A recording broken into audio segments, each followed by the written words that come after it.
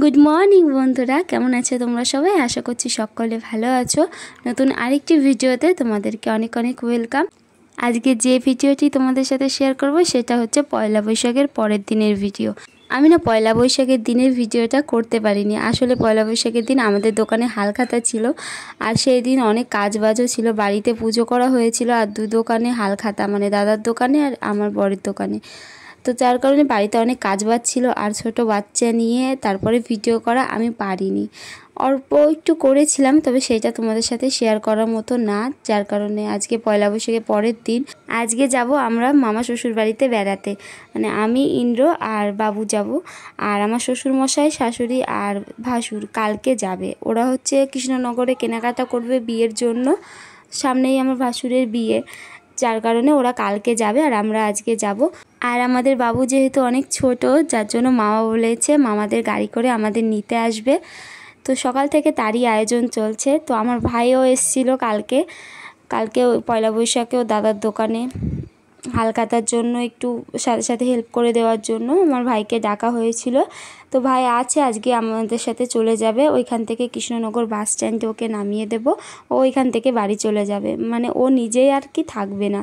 কালকে রাতে দাদা দুটো ম্যাগি এনে রেখেছিল, মানে চাউমিন করেছিলাম রাত্রেবেলা। তো ভাবা হয়েছিল যে চাউমিনের সাথে ম্যাগি মশলা দেব। তো সেই ম্যাগি মশলা যেহেতু সেহেতু চাউমিনে আর দেওয়া হয়নি, যার জন্য আজকে দুটো ম্যাগি ভাই আর ইন্দ্রকে আমি বানিয়ে দেব। আমি খাবো না, আমি পরে ভাত খেয়ে নেব। তো সেটাই বসিয়ে দিয়েছি। আর ইন্দ্রর একটু ঠান্ডা লেগেছে, ভাবলাম যে একটু গরম গরম ম্যাগি স্যুপ বানিয়ে দিলে হয়তো একটু ভালো লাগবে। তারপরে ভাতটা বসাবো, চালটা ধুয়ে রাখছি। মা ওইদিকে বাজারে গেছে, আর ইন্দ্র এখন খাওয়া দাওয়া করে বাজারে যাবে মাংস আনার জন্য।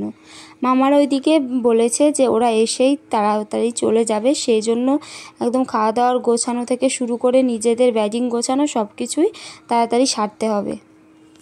আচ্ছা, তোমাদেরও কি আমার মতো মনে হয় যে ম্যাগি ভাগ করা একটা সিরিয়াস ব্যাপার, মানে কম বেশি হয়ে যাবে? আর আমার আর ভাইয়ের মধ্যে এটা তো প্রায়ই হয়। আগে বিয়ের আগে হতো, তবে এখন আর হয় কোথায়।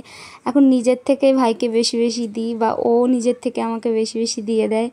তো এই ম্যাগির সাথে অনেক ভাই বোনের সম্পর্ক জড়িয়ে আছে। তো ওদেরকে দিয়ে দিলাম, আর আমি একটু পরে ভাত খেয়ে নেব।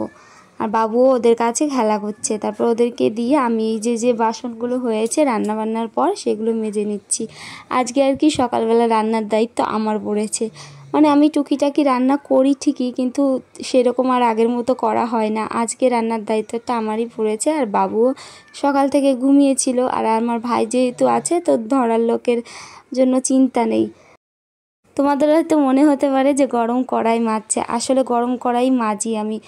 যখন ওই যে দাগগুলো উঠতে চায় না, এই গরম কড়াই মাজলে না তাড়াতাড়ি উঠে যায়।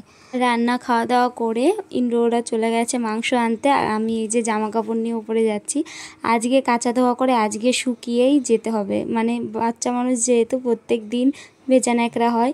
তো আজকে যাব সকাল সকাল করে, আগে বাবুর কাঁথাগুলো কেচে দিয়েছি।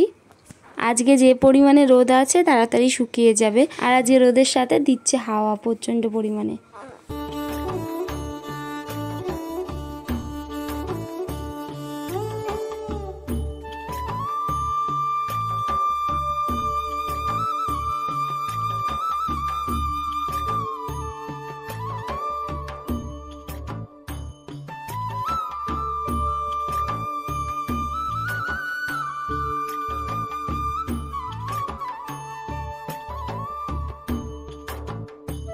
অতিথি আপ্যায়ন করতে কার না ভালো লাগে? যখন আগে বাড়িতে লোকজন আসতো তখন এটা দিতে ওটা দিতে ভুলে যেতাম। তবে আজকে সকাল সকাল আগে স্যালাডটা কেটে নিচ্ছি, মানে ওইদিকে সবজি কেটে দিয়েছি, আর তারপরে স্যালাড কেটে নিচ্ছি। আসলে মাংস রান্না হবে, তার সাথে একটু স্যালাড না দিলে বেশ ভালো লাগে না। আর পেঁয়াজটা কাটছি, তবে এই পেঁয়াজটা প্রথমে দেখছি একটু কালচে ধরনের, তো এইটা আর দিইনি, এটা পরে কুচিয়ে মাংসর সাথে দিয়ে দিয়েছি। আর অন্য একটা পেঁয়াজ কেটেছি যেটা একটু পরিষ্কার, তো সেটা আর কি দিয়েছি স্যালাডে। এই কুচি কুচি করে পেঁয়াজ কাটা বলো, তারপরে শাক কাটা বলো, সবই মায়ের থেকে শেখা। মা যখন কাটতো তখন হাতের দিকে তাকিয়ে থাকতাম যে মা আমার থেকেও কত ঝিরিঝিরি করে কাটে। সেই দেখে দেখে আর কি যতটা পেরেছি শিখেছি। আর তবে তারপরে দেখতাম মায়ের হাতটাও কেমন কেটে কেটে ধারালো টাইপের হয়ে গেছে, মিক্সিটা খারাপ হয়ে গেছে। তাই আর কি আদা রসুন এগুলো বেটে রান্না করতে হবে। আর আমি বেটে দিতে পারবো না, কারণ বাবু ওইদিকে উঠে যাবে। আমি মাকে যতটা পারি গুছিয়ে দিয়ে তারপরে যাব বাবুর কাছে, ওকে স্নান করিয়ে রেডি করাতে হবে। আর এদিকে মাংস এনেছিল প্রথমে 500 মতো, তারপরে মা বললো যে 500তে হবে না। মামারা প্রথমে বলেছিল 2 জন আসবে, তারপরে যখন বললো যে না 4 জন মিলেই আসবে, তখন আরও 500 মাংস আনা হয়েছিল, মোট 1 কিলো মাংস। মাংসটা ছাড়াতে বসেছি। মা মাংস ধরে না, কারণ মা খাসির মাংসটা খায় না। মুরগির মাংস হলে 2-1 দিন মা ধুয়ে দেয়, তবে খাসির মাংসটা আমিই ছাড়াতে বসেছি। ইন্দ্র মাঝে মাঝে ভালো মাংসই আনে, তবে মাঝে মাঝে মাংসটা অতটা ভালো হয় না। এই মাংসটাও ততটা ভালো দেখছি না, আর এইটা একটু অপরিষ্কারই।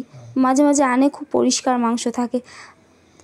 মামারা আমাদের বাড়িতে 2-2:30টার দিকে ঢুকে গেছিলো, তবে রান্না খাওয়া করতে আর ওদেরকে খেতে দেওয়া, তারপর আমাদের গোছাতে গোছাতে এতই তাড়াহুড়ো বেঁধেছিল যে ভিডিও করতেই পারিনি।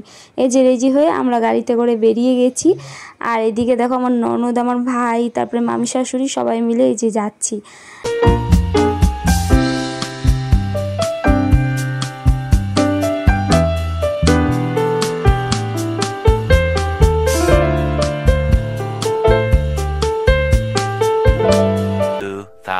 years later. বাড়ির থেকে যেহেতু বাবুকে খাইয়ে এনেছিলাম, তো রাস্তায় আস্তে আস্তে ওই 2-3 ঘন্টা মতো হয়ে গেছে। আর এখন বাবুকে মাসি খাইয়ে দিচ্ছে। আমি খাওয়াতে গেছিলাম, তো মাসি এসে বললো যে যা তুই জামা কাপড় পাল্টে নে, আমি খাইয়ে দিচ্ছি। আর আমাদের ব্যাটিংগুলো বাইরে রাখা আছে, ইন্দ্র সেগুলো আস্তে আস্তে নিচ্ছে। দেখো আমি যে সময় ভিডিও করছিলাম তখন বাবু আমার ক্যামেরার দিকে কীভাবে তাকিয়ে আছে। আর এনারা হচ্ছে আমার শাশুড়ির মা বাবা, আর আমার সম্পর্কে দাদু দিদা হয়। তো দাদু দিদা অনেক আগেই গেছিলো, বাবু যখন 1 মাস বয়স ছিল। তো এখন দেখো কত গল্প জুড়ে নিয়েছে। সন্ধ্যাবেলা তো চাটা খেয়েছি, আর ইন্দ্র মামার দোকানে আছে, আর বাবুকে ওইদিকে মামি ধরে আছে। আর এখন বাজে সন্ধ্যা 7টা, আর এখন মাংস রান্না করবে বলে দিদা পেঁয়াজ রসুন কেটে নিচ্ছে। আর আমি ওদিকে বাবুকে খাইয়ে নিয়েছি। তো আমার ননদ সন্ধ্যাবেলাতে শুকনো লঙ্কা আর হচ্ছে রসুন দিয়ে ম্যাগি বানিয়েছে, বেশ টেস্টি লেগেছিল খেতে। আমিও এইভাবে বানাই, তবে একটু আলাদা করে। ইন্দ্র ছিল পাশের এক মামার দোকানে, তো ওকে ডাকা হয়েছিল, ও তখন আসেনি। তা আমি আর ননদ দুজনে মিলে খেয়ে নিয়েছি। খেয়ে ওপরে ঘরটাতে এসেছি, আর বাবুকে ওই ছোটো মাসির কোলে দিয়ে এসেছি। দেখো মামাদের ওপরে ঘরটা কত সুন্দর। আর এসে দেখছি এই যে ফুলদানিটা নিয়ে এসছে নতুন। তোমাদেরকে ঘরটা ঘুরে ঘুরে দেখায়। এটা হচ্ছে আলমারি। পরে ঘরটা সবারই পছন্দের।